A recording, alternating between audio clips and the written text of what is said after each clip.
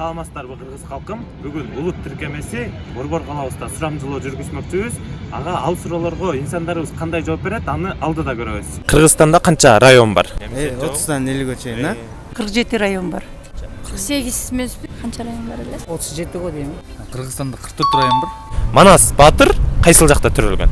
Таласта. Алтайда. Талас. Ошто. Манас Батыр Алтайда төрөлгөн.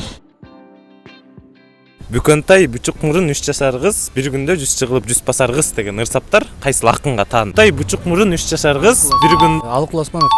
Алып боласың. Кыргызстандагы Гиннес китебине кирген инсан. Мамбет Мамакеев. Мамакеев. Чыңыз айтматы эмеспи? Манас. Мамбет Мамакеев. Кыргыз тилдүү тиркемени билесизби? Бул ошол улут деген тиркеме. Кыргыз тилдүү тиркеме. Улут деген тиркемени уккан эмес белеңиз? Жок, угам.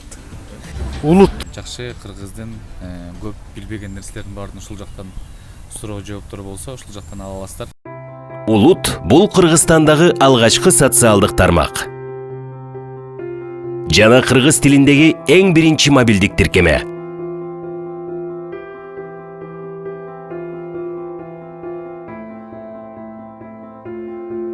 Заманбап, учурдун талабына ылайык келген түйүн. Бул жерден ар бирибиз өзүбүзгө керектүүнү таба алабыз.